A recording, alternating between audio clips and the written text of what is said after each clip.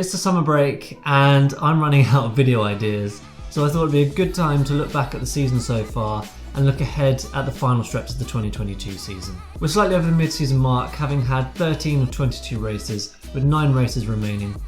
In this video we'll cover which drivers have been performing well and who's been struggling, and how the teams have fared.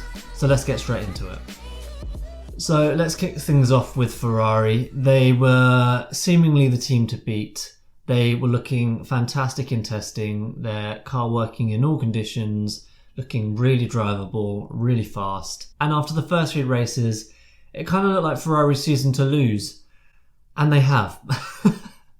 I know the season's not done yet, but it's looking pretty hard for Ferrari to bounce back now. I think at one point Charles had a 46-point lead over Max Verstappen, and now Max has an 80-point lead in the championship. I mean, that's 120-point swing. You know, Ferrari have lost points in reliability issues, with strategy errors, driver errors.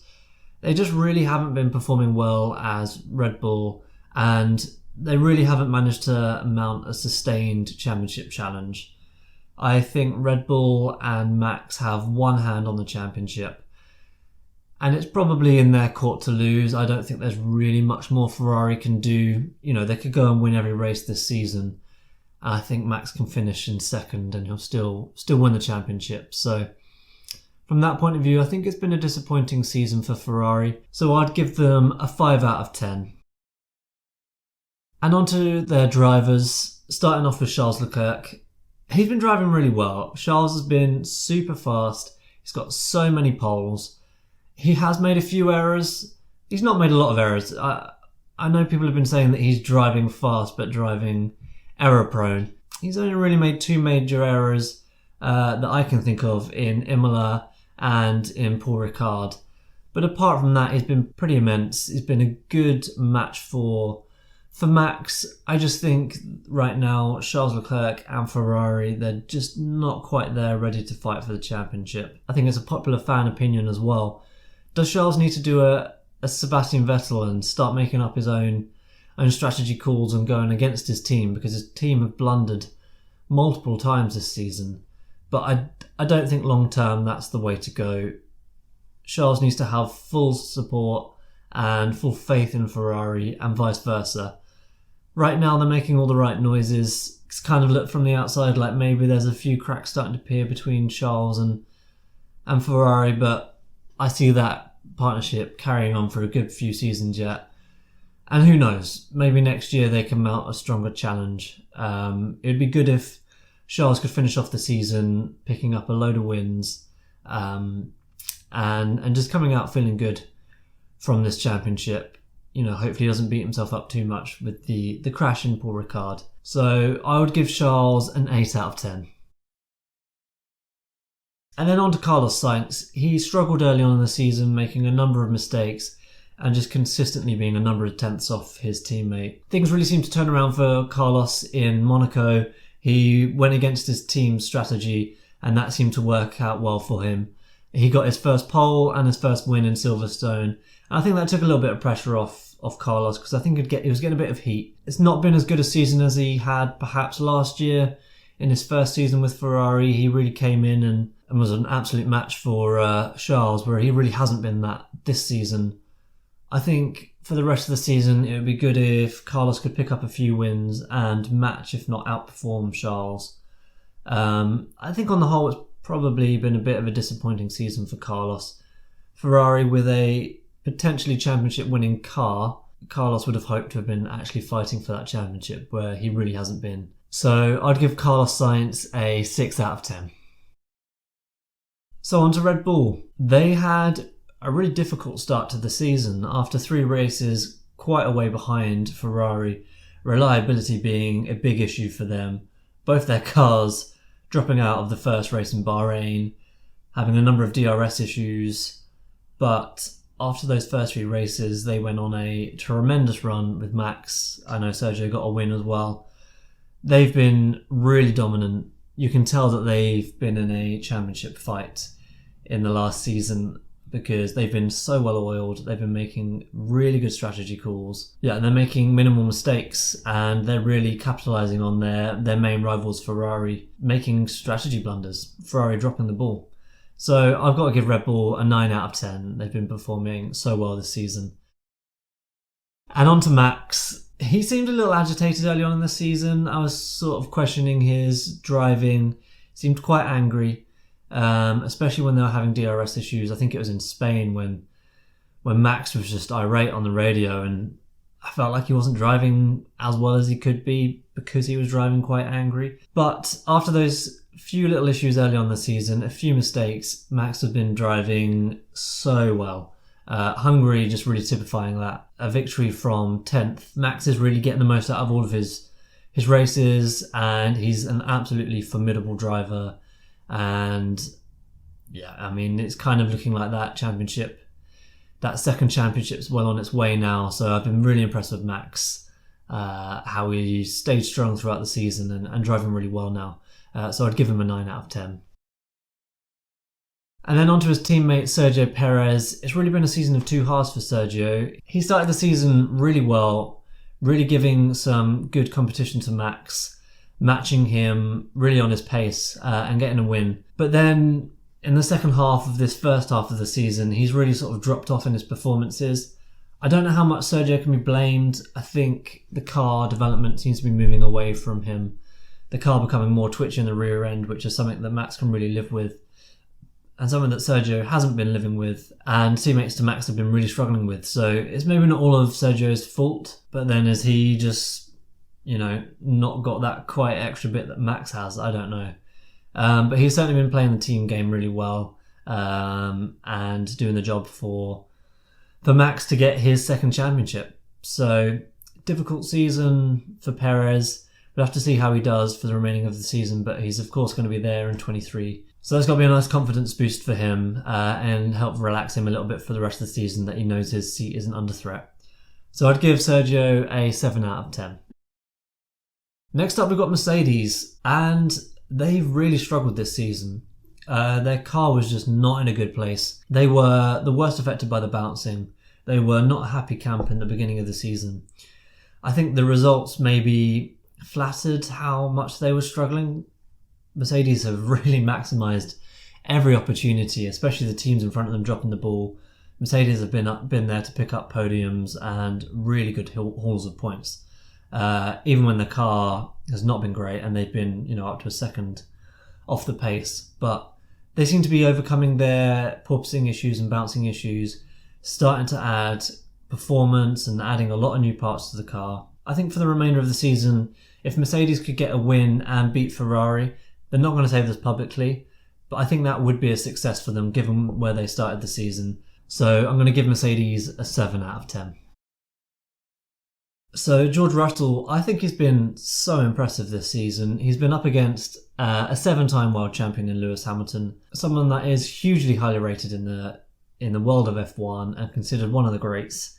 And George has been a match for him for a large part of the season. He's been coined Mr. Consistency because for a long time he was the only driver to finish in the top 5.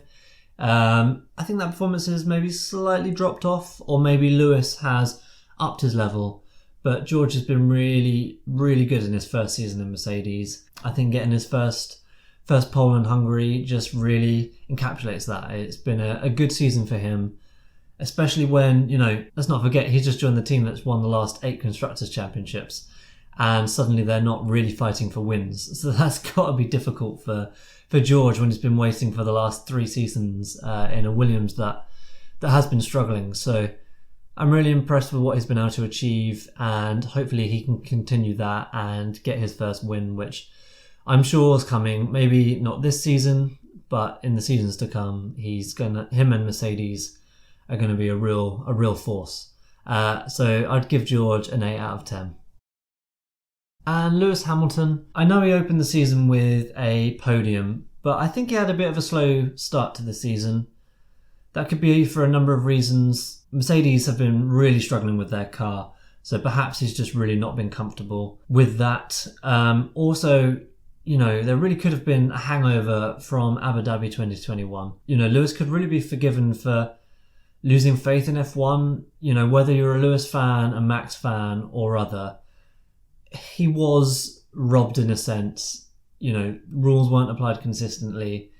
And, I could have seen Lewis hanging up his racing boots. And, that would take that out of any driver, no matter how strong they are. So, Lewis could be forgiven for not being 100% at his best at the beginning of the season. But he's really come on strong, certainly in the last few races. He's been driving as well as he ever has been. I think he's back at his best. And that's really coincided with Mercedes' improvement as well. So I think a win for either him or George, really could be on the cards for the remainder of the season, and that would be a good result. So I'd give Lewis an 8 out of 10.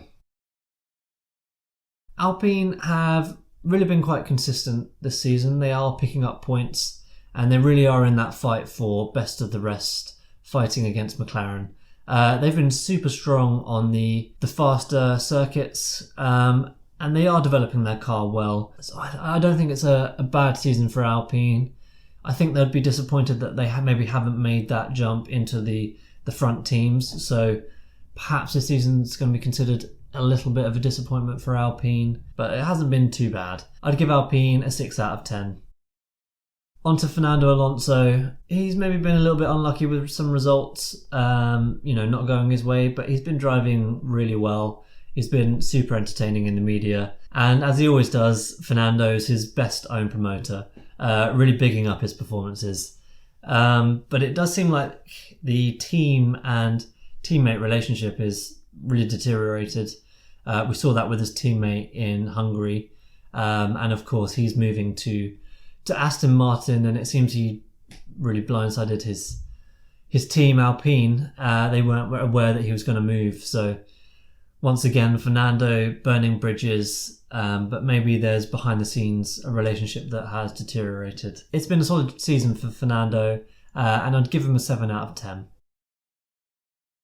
And Esteban Ocon, he's outscored his teammate, but as I mentioned, Fernando possibly being a bit unlucky with some results. But right now, certainly in the last few races, it feels like Esteban's been a bit nowhere really. So I'd like to see Esteban up his game for the remainder of the season. And I'd give him a 5.5 out of 10.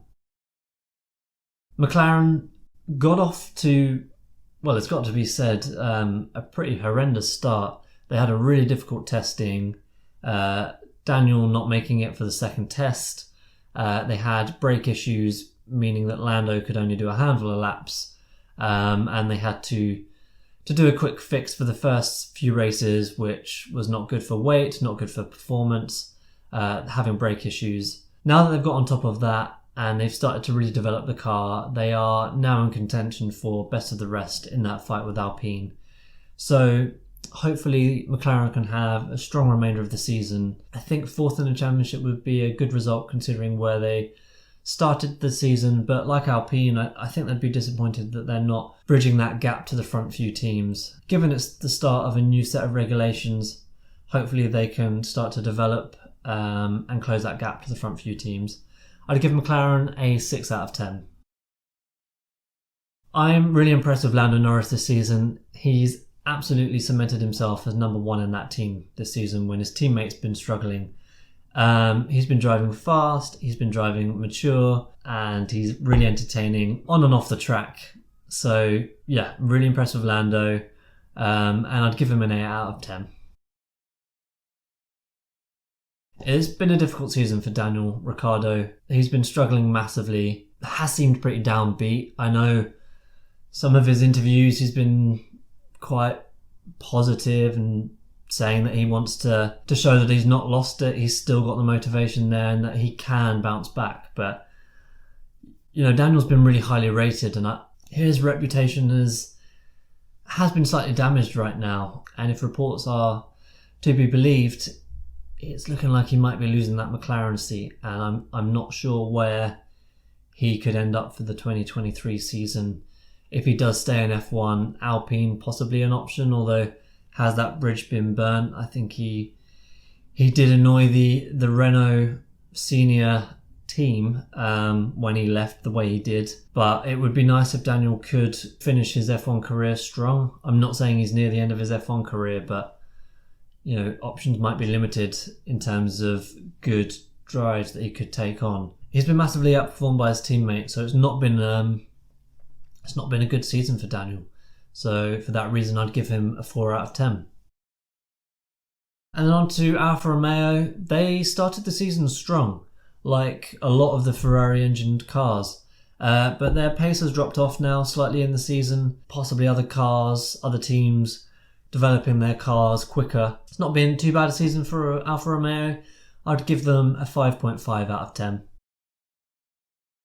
And then on to Valtteri Bottas. He's possibly had a similar trajectory this season as his team, performing or getting good results early on in the season, and then less so for the rest of the season so far. But I think Valtteri's really thriving on that multi-year contract that he's been after at Mercedes and not been getting. And he seems like a good fit for Alfa Romeo. I think that seems like a nice partnership. Hopefully they can build on that for a few more seasons to come. But yeah, that multi-year contract really seems to have lifted his spirits. And I think it's been a good season for Valtteri. I think he's been performing well. And I'd give him a 7 out of 10. And Guan Yu Zhou doing really well in his rookie season. I think he's been keeping Valtteri honest. He's been there or thereabouts and getting some solid results. So I've been really impressed with Zhou. He of course had that horrific accident in Silverstone, which we were all really glad that he was able to walk away from. Apart from that, I think his season's been pretty clean, looking like a good solid F1 driver that we'll see on this grid for a number of years.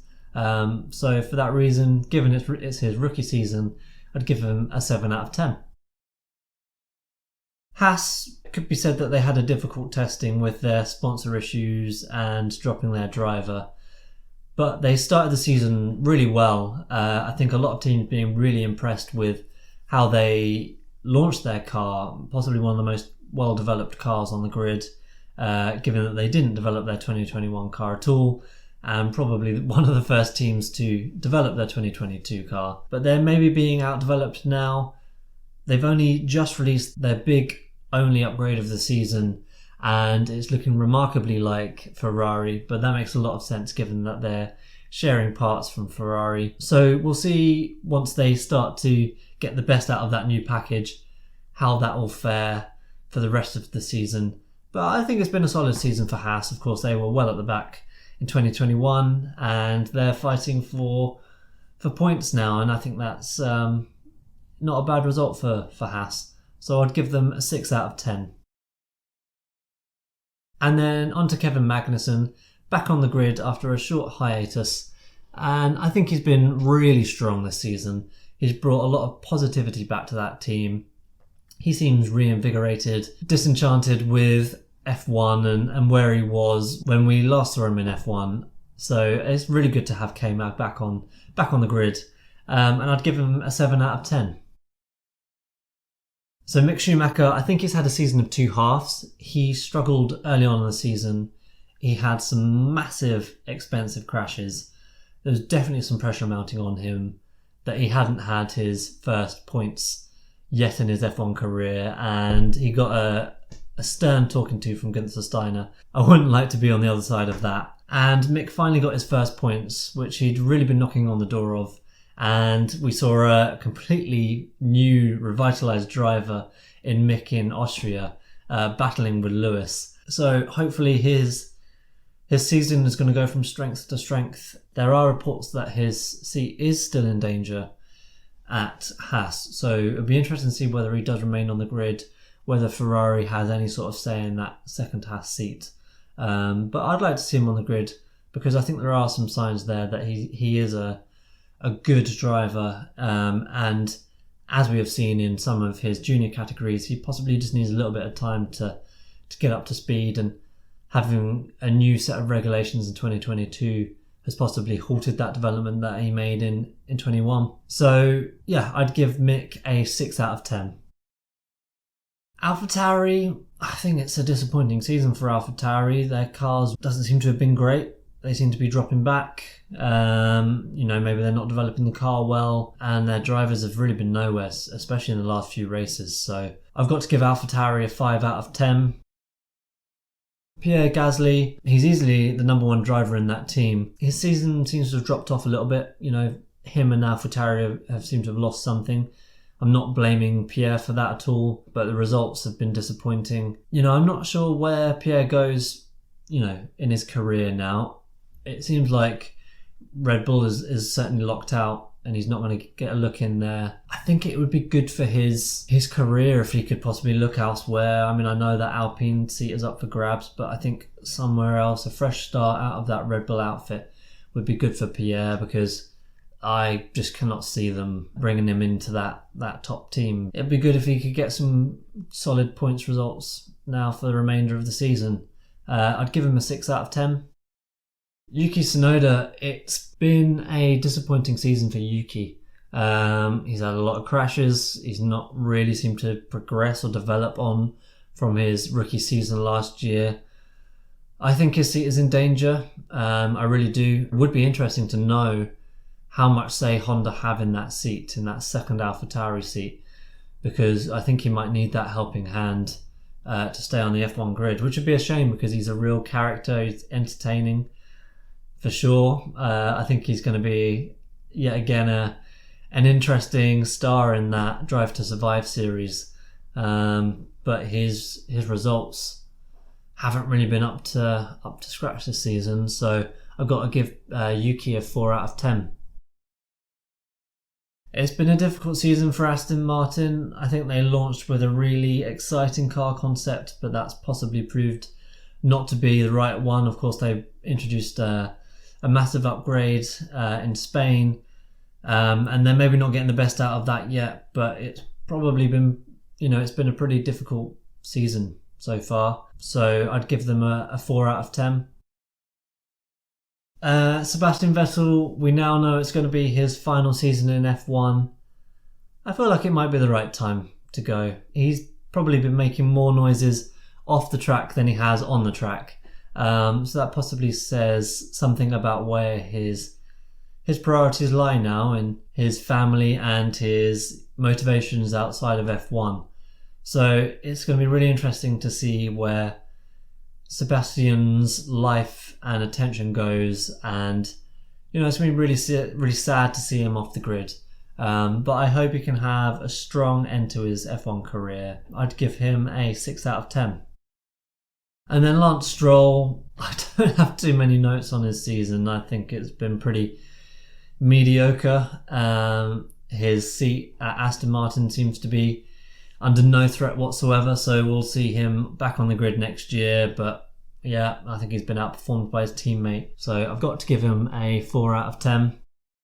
And then finally Williams, I liked the car that they launched with. It seemed aggressive, it seemed different. There are some nice ideas on the car. Unfortunately, it's not worked out that way, but they've introduced a big upgrade, I believe, in Silverstone. They have been largely at the back, but it would be good if they could start to get some more consistent points results. They've got a good driver in Alex Albon. Hopefully that's a partnership that can build for a number of seasons, and hopefully Williams can start to get off the back of the grid where they've been for a number of seasons now. But I like what they're doing with the team. I like the way that they're developing the car. So hopefully good results are on the horizon for Williams. So I'd give them a 5 out of 10. Alex Albon, it's good to see him back on the grid after a year out. He's had some good quality results, and it seems like a good working relationship between him and Williams. He seems like a nice fit for the team. So hopefully that's a partnership that can last for a number of seasons. I'd give Alex a 7 out of 10. And then Nicholas Latifi, it's been an okay season for him, nothing special, but then have any of his seasons been anything special? It appears his seat is possibly under threat now. Of course, he has brought a lot of backing to the team, but possibly money worries and troubles are not an issue now for Williams, and that might mean that this is the last season for Nicholas Latifi. I'm not aware of any teams being interested in signing him, so it's likely that this will be the last time we'll see Nicholas on the grid, and I'd give him a 4 out of 10. I'd be so interested to hear how you think your favourite team or driver has performed this year, so please let me know in the comments below. If you enjoyed the video, please consider dropping a like and subscribe for more fun content just like this. If you haven't already, why don't you check out my video on why all the cars are starting to look the same and converging on the same side pod solution. Thank you for watching, and I'll see you in the next one.